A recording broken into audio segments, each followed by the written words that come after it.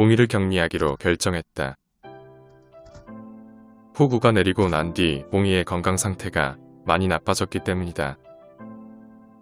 오랫동안 녀석을 지켜본 결과 봉이의 건강이 좋지 않은 데는 두 가지 원인이 있다고 본다. 그중 한 가지는 다른 암탉들보다 심하게 소심한 성격 때문이고 또 한 가지는 과도하게 심한 제리의 성욕 때문이다. 심하게 소심한 성격은 늘 녀석을 위축되게 만들고 농장을 돌아다닐 때도 제리가 옆에 없으면 불안해한다. 문제는 제리에게 암탉이 없다 보니 늘 봉이하고만 교미를 하게 되는데 그 횟수가 하루에만 수십 번에 달한다. 제리처럼 암탉이 별로 없는 놀부의 경우 상황이 비슷할 것 같지만 그렇지 않다. 놀부의 성욕은 제리만큼 심하지 않고 또 암탉들도 교미를 하기 싫을 땐 거부를 한다. 이렇게 심한 제리의 성욕을 알고 있었던 나는 3마리의 암컷 병아리들을 함께 지내게 했지만 제리는 여전히 봉이와만 교미를 하려고 한다. 비가 억수같이 내리던 날 그동안 제리와의 잦은 교미로 인해 등 쪽에 깃털이 심하게 빠진 봉이는 굉장히 힘들어했다.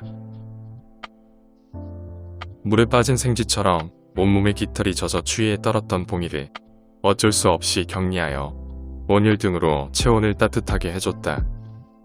하룻밤을 따뜻하게 해서 체온을 올린 봉이는 다행히 저체온증으로 위험하지 않았지만 나는 어쩔 수 없이 고민을 해야 했다.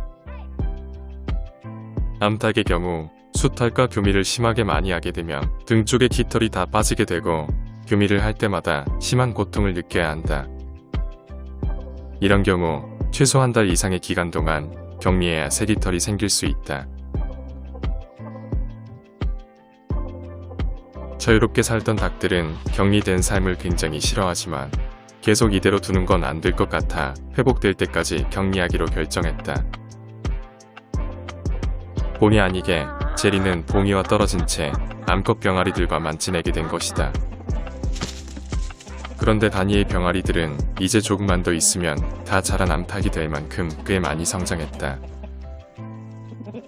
태양이의 유전자를 이어받아 녀석들은 암탉임에도 불구하고 수탉처럼 다리가 길고 덩치도 큰 편이다. 이왕 이렇게 된 거 봉이의 깃털이 회복하는 동안 제리는 어린 암탉들과 친하게 지내길 바랄 뿐이다. 그런데 향후에 봉이가 회복되어 나오더라도 제리의 행동이 굉장히 중요하다. 여전히 녀석이 봉이하고만 교미를 하려고 하면 결국 등 쪽의 깃털은 또 빠지게 되고 봉이는 계속 고통받게 될 것이다. 몸이 멀어지면 마음도 멀어진다는 말이 있듯이 다행히 제리는 시간이 지날수록 봉이를 찾지 않고 어린 암탉들과 시간을 많이 보낸다. 그리고 결국 제리는 3마리의 암컷들과 모두 교미를 했다. 이 상태로 한 달 이상만 지속되면 봉이가 회복되어 나와도 그다지 걱정을 하지 않아도 될 듯하다. 흰오리 암컷 3마리가 이브와 함께 지낸 지도 어느덧 10일 정도가 지났다. 우리 안에서 갇혀 지내고 있지만 녀석들은 기특하게도 이틀에 한 개씩 오리알을 낳을 만큼 건강 상태가 매우 양호하다. 하지만 자유롭게 살던 녀석들은 갇혀서 지내는 것만으로도 매우 심한 스트레스를 받을 것이다. 그래서 나는 요즘 매일 녀석들의 상태를 확인한다. 이브와 흰오리들이 친하게 지내는 모습만 보인다면 언제든 녀석들은 이곳에서 나올 수 있다. 만약 그렇지 않은 상태에서 우리에서 나오게 되면 오랫동안 격리 생활을 한 이브는 자칫 심각한 외톨이로 지낼 수 있다. 오리무리와 거리를 두고 친하게 지내지 않던 녀석이 과거에 친하게 지냈던 닭무리에서조차 외면당하게 된다면 홀로 살 수밖에 없기 때문이다. 캔디와 병아리들은 이제 더 이상 안전한 곳에 숨어 지내지 않고 농장의 이곳저곳을 자유롭게 돌아다니며 먹이 활동을 한다. 그렇게 된 것에는 거의 다 오리들 그리고 닭들이 이제 병아리들의 존재를 인정했고 괴롭히지 않기 때문이다. 하지만 그 중에서도 가장 중요한 것은 아무래도 앵두를 포함한 고양이들의 보호가 가장 큰 영향일 것이다. 아이러니하게도 고양이들은 병아리들을 쉽게 죽일 수도 있을 만큼 최상위 포식자지만 다른 포식자들로부터 녀석들을 지켜주는 보호자이기도 하다.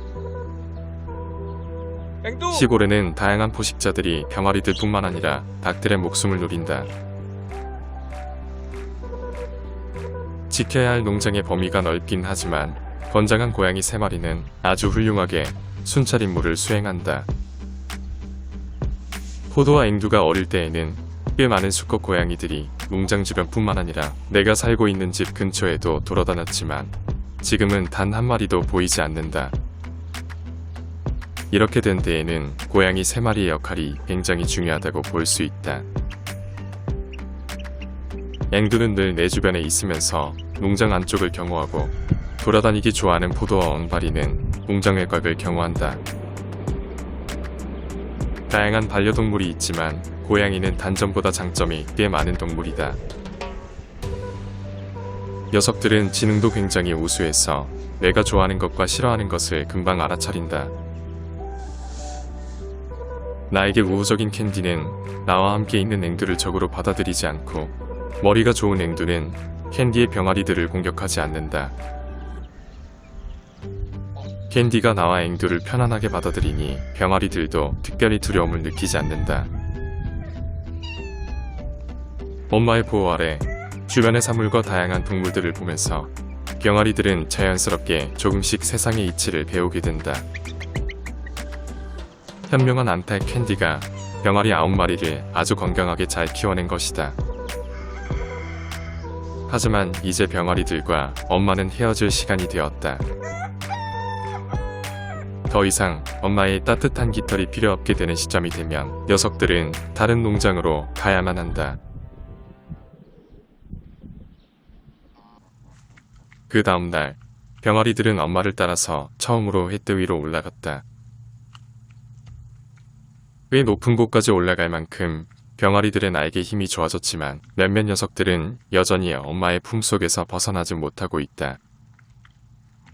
병아리들이 처음 태어났을 땐 단위의 괴롭힘으로 잘못되면 어떡하나 고민했지만 그 모든 걱정은 기우였다.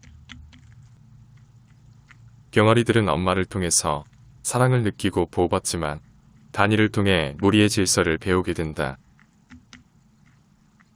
하지만 안타깝게도 캔디가 병아리들의 육아에서 벗어나는 순간이 병아리들과 헤어져야 하는 순간이 된다.